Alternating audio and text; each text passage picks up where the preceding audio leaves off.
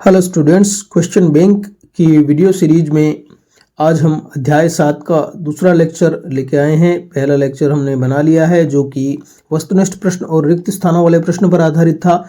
अगर वो वीडियो आपने नहीं देखा है तो डिस्क्रिप्शन बॉक्स में आप प्लेलिस्ट पे जा सकते हैं और वहाँ से आप उस वीडियो को देख सकते हैं। तो आज हम अतिलघुत्तरात्मक और लघुत्तरात्मक प्रश्न देखेंगे। देखते हैं हम अतिलघुत्तरात्मक का पहला प्रश्न कि ट्रांसफॉर्मर का क्रोड परतदार क्यों होता है। तो ट्रांसफॉर्मर का जो क्रोड होता है उसको परतदार इसलिए बनाया जाता है ताकि वहाँ पे जो भंवर धाराएं उत्पन्न हो उनको कम किया जा सके। तो भंवर धाराओं को कम करने के लिए हम ट्रांसफॉर्मर की क्रोड को परतदार बनाते हैं, क्योंकि ट्रांसफॉर्मर जो है वो अन्योन्य प्रेरण के सिद्धांत पे काम करता है। वहाँ पे हम प्रत्यावर्ती धारा काम में लेते हैं। प्रत्यावर्ती धारा जो है वो समय के साथ बदलती है तो फ्लक्स में परिवर्तन होता है और फ्लक्स में परिवर्तन होने से जो ट्रांसफॉर्मर का पदार्थ है उसमें भंवर धाराएं उत्पन्न होती है।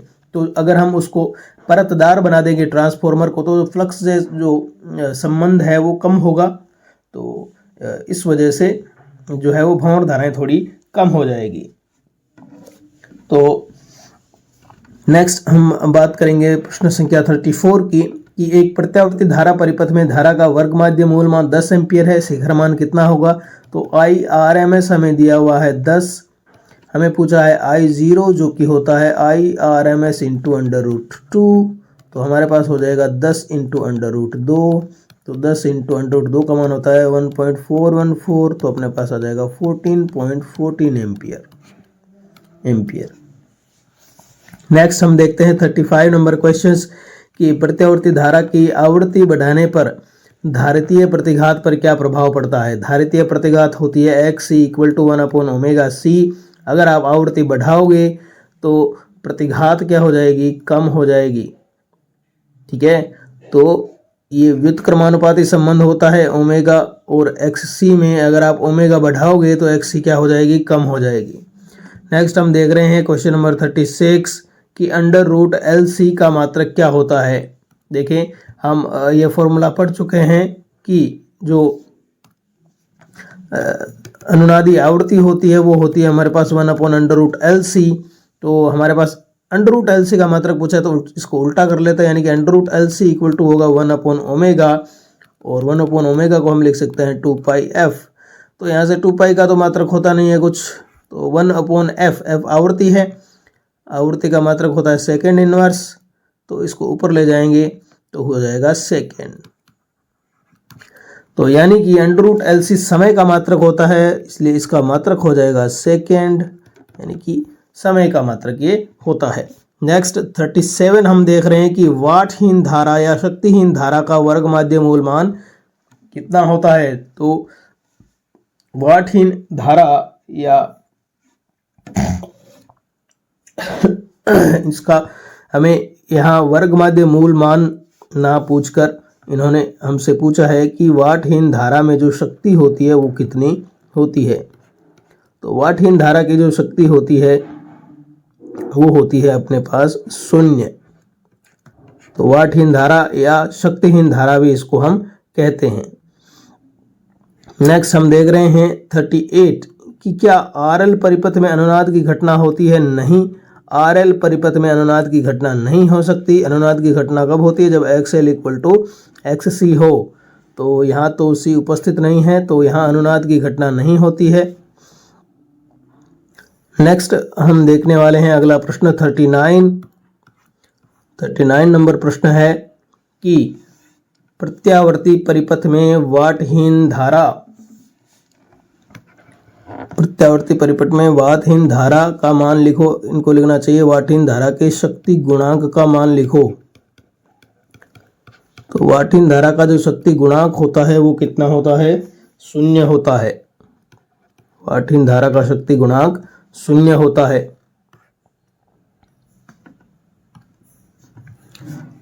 ठीक है, और वाटहीन धारा का वर्ग माध्य मूल मान भी कितना होता है, 0 होता है।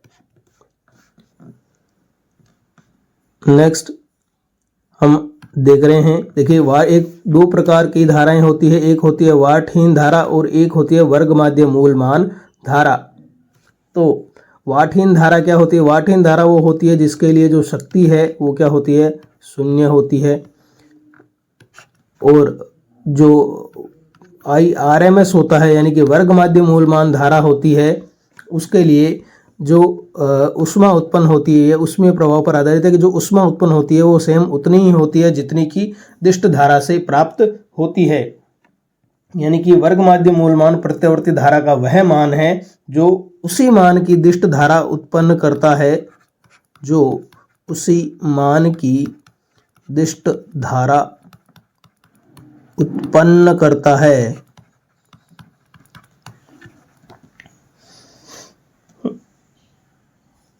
ठीक है, उस यानी कि जो IRMS है उसी मान की दिष्ट धारा के बराबर ऊष्मा उत्पन्न करता है, इसलिए इसको बोलते हैं IRMS। और एक होती है शक्तिहीन या वाटहीन धारा जिसकी शक्ति होती है शून्य, या जिसकी ऊष्मा जो है ऊष्मा उत्पन्न वो नहीं करता है, ऊष्मा शून्य होती है। तो ये हो गए हमारे अति लघुतरात्मक प्रश्न। अब हम देख रहे हैं लघुतरात्मक प्रश्न। पहला प्रश्न है प्रत्यावर्ती धारा और दिष्ट धारा में अंतर लिखने हैं आपको कि दिष्ट धारा जो होती है वो समय और परिमाण में एक समान रहती है, जबकि प्रत्यावर्ती धारा जो है वो परिमाण और समय में समान नहीं रहती है, वो निरंतर बदलती रहती है, उसका परिमाण भी बदलता रहता है और दिशा भी बदलती रहती है। यहाँ इन्होंने प्रत्यावर्ती धारा क्या है ये पूछा है, तो सेम यही डेफिनेशन है। नेक्स्ट है प्रत्यावर्ती धारा के माध्यमान और औसत मान से आप क्या समझते हैं कि समय के सापेक्ष हमें इसका क्या लेना होता है? माध्य लेना होता है एक संपूर्ण चक्र के लिए, तो उसको अपन क्या कहते हैं? औसत मान कहते हैं। नेक्स्ट प्रश्न है कि प्रत्यावर्ती धारा का शक्ति गुणांक 0.5 है। इस बार हमें पावर फैक्टर दे दिया है, cos फाई दे दिया है 0.5, यानी कि 0.5 को मैं लिख सकता हूँ 1/2 लिख सकता हूँ। तो हमें फाई पूछा है, वोल्टता और धारा के मध्य कलांतर फाई पूछा है, तो फाई कितना हो जाएगा? cos inverse 1/2।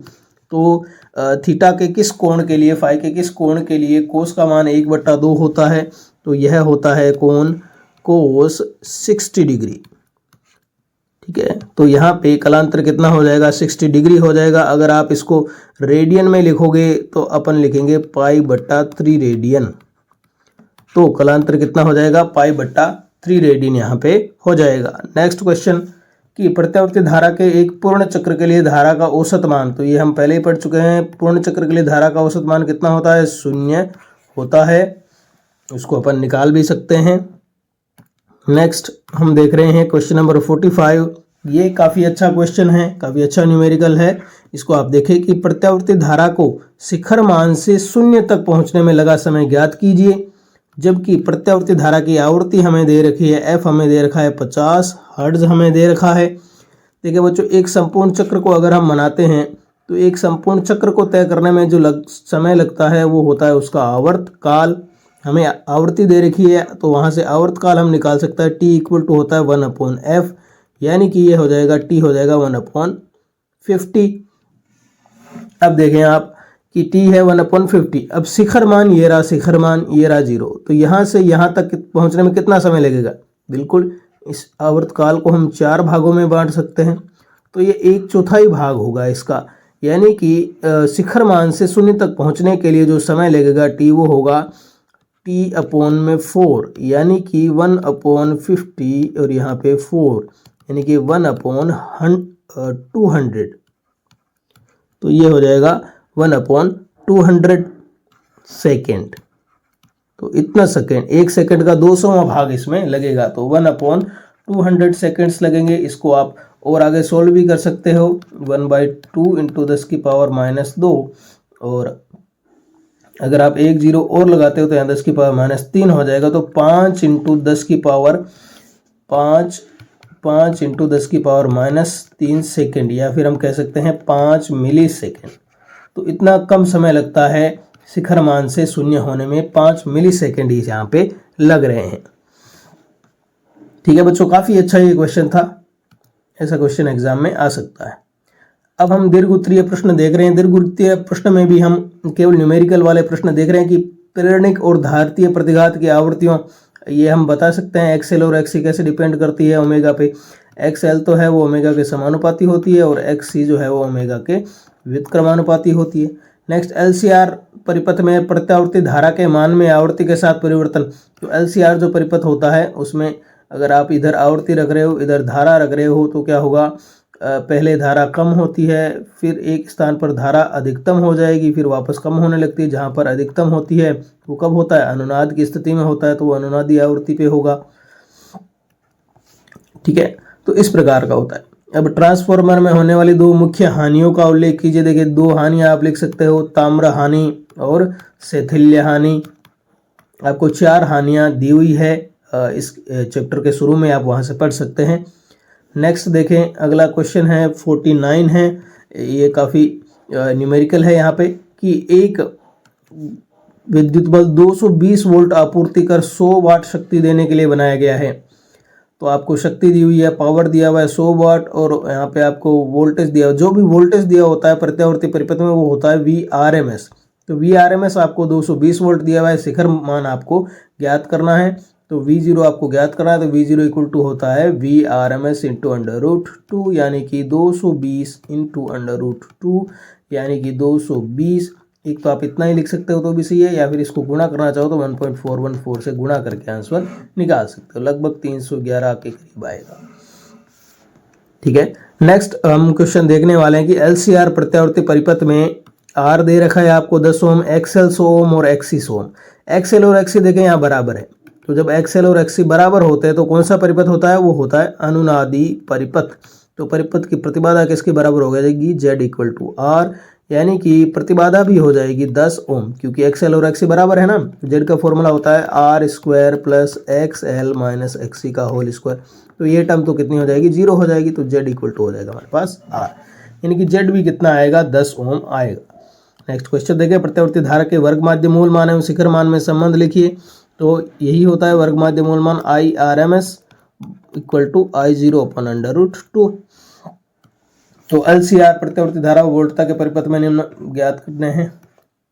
नेक्स्ट निबंधात्मक प्रश्न है, इनको आप देख सकते हैं स्वयं ही। तो ये हमने आज प्रत्यावर्ती धारा परिपथ वाले अध्याय के बाकी प्रश्न यहाँ पे देख लिए हैं। आप इसमें से निबंधात्मक प्रश्न अवश्य पढ़ के जाएं, कि जैसे कि ये हो गया ट्रांसफॉर्मर वाला प्रश्न हो गया, काफ़ी इंपॉर्टेंट है कि ट्रांसफॉर्मर का सिद्धांत लिखना है और फेरों की संख्या और वोल्टता में संबंध स्थापित करना है, चित्र बनाना है। तो इसमें से एक बड़ा प्रश्न जरूर आएगा। दूसरा, प्रत्यावर्ती धारा के तात्कालिक मान व वर्ग माध्य मूल मान को बताना है, इसके लिए हमें वर्ग माध्य मूल मान ज्ञात करना है। और एक ही पैमाने पर 2 पूर्ण चक्रों के लिए धारित्र के तात्कालिक मान और वर्ग माध्य मूल मान के हमें आलेख खींचने हैं।